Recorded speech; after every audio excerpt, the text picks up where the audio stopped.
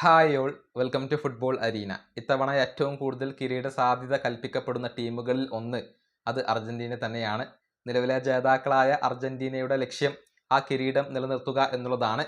എന്നാൽ ഇതുമായി ബന്ധപ്പെട്ടുകൊണ്ട് സെർജിയോ അഗ്യൂറോ നടത്തിയ ഒരു പ്രസ്താവന ഇപ്പോൾ ശ്രദ്ധിക്കപ്പെട്ടിട്ടുണ്ട്.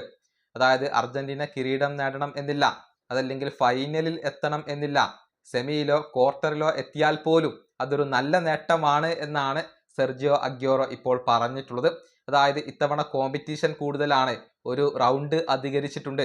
അതുകൊണ്ട് തന്നെ അവസാനത്തെ 8-ൽ ഇടം നേടുന്നത് തന്നെ വലിയ ഒരു നേട്ടമായി കൊണ്ട് കണക്കാക്കപ്പെടും എന്നാണ് അഗ്യൂറോ ഇപ്പോൾ പറഞ്ഞിട്ടുള്ളത്.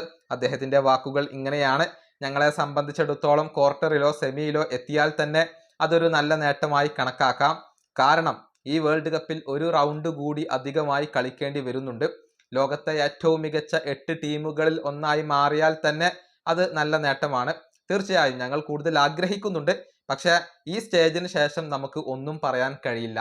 ഇതാണ് സെർജിയോ അഗ്യൂറോ പറഞ്ഞിട്ടുള്ളത്. അതായത് ഇത്തവണ കോമ്പറ്റീഷൻ കൂടുതലാണ്, കഴിഞ്ഞ തവണത്തെ പോലെയാവില്ല എന്ന ഒരു അഭിപ്രായമാണ് അദ്ദേഹം പങ്കുവച്ചിട്ടുള്ളത്. പക്ഷേ അർജന്റീൻ താരങ്ങളുടെ ഒരു മെന്റാലിറ്റി ഇങ്ങനെയാവില്ല. ഫൈനലിൽ എത്തുക, കിരീടം നിലനിർത്തുക, ആ മെന്റാലിറ്റിയോട് കൂടിയായിരിക്കും അർജന്റീന കളിക്കുക എന്ന കാര്യത്തിൽ സംശയങ്ങളൊന്നുമില്ല. ഏതായാലും അർജന്റീനയുടെ ആദ്യത്തെ മത്സരം അത് അൾജീരിയക്കെതിരെയാണ്. ആ മത്സരത്തിൽ മികച്ച ഒരു വിജയം നേടിക്കൊണ്ട് തുടങ്ങാൻ അർജന്റീനക്ക് സാധിക്കും എന്നാണ് ഇപ്പോൾ ആരാധകർ പ്രതീക്ഷിക്കുന്നത്. ഈ വീഡിയോ അവസാനിപ്പിക്കുന്നു. അടുത്തൊരു വീണ്ടും കാണാം.